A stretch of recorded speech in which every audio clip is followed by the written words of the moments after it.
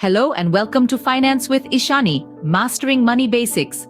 I am Ishani, your guide on this journey towards financial wisdom. I come from a strong background in finance and have spent my career helping people navigate the complex world of money. My passion lies in financial education and my mission is to make finance more accessible and understandable to everyone. I firmly believe that everyone has the power to take control of their financial future, and it all starts with understanding the basics. Each week, we'll be simplifying intricate financial concepts into manageable, easy-to-understand steps. From budgeting and saving to credit scores and investing, we've got it all covered. So, if you're ready to embark on this empowering journey of financial enlightenment with me, you're at the right place. I warmly welcome you all. Let's master money basics together. Ever wondered how some people seem to effortlessly manage their money?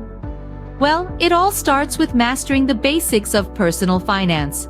Today, we're diving into the world of personal finance, breaking it down into simple, easy-to-understand steps. Firstly, let's tackle budgeting. It's the cornerstone of any robust financial plan. Start by tracking your income and expenses. Know where every penny is coming from and where it's going. Then categorize your expenses into needs, wants, and savings.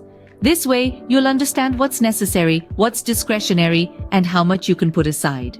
The second step is saving. It's never too early or too late to start. Begin with setting aside a small portion of your income every month. Over time, increase this amount. Remember, it's not about how much you earn, but how much you save and grow. Now, let's discuss credit scores. This three-digit number can make or break your financial future. It indicates your creditworthiness to potential lenders.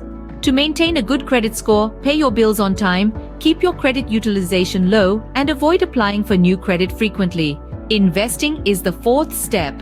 It's the art of making your money work for you. Start with low-risk investments such as bonds or mutual funds, and as you gain more knowledge and confidence, you can move to higher-risk options like stocks. Lastly, always have an emergency fund. This is a financial safety net that can protect you in case of unexpected expenses.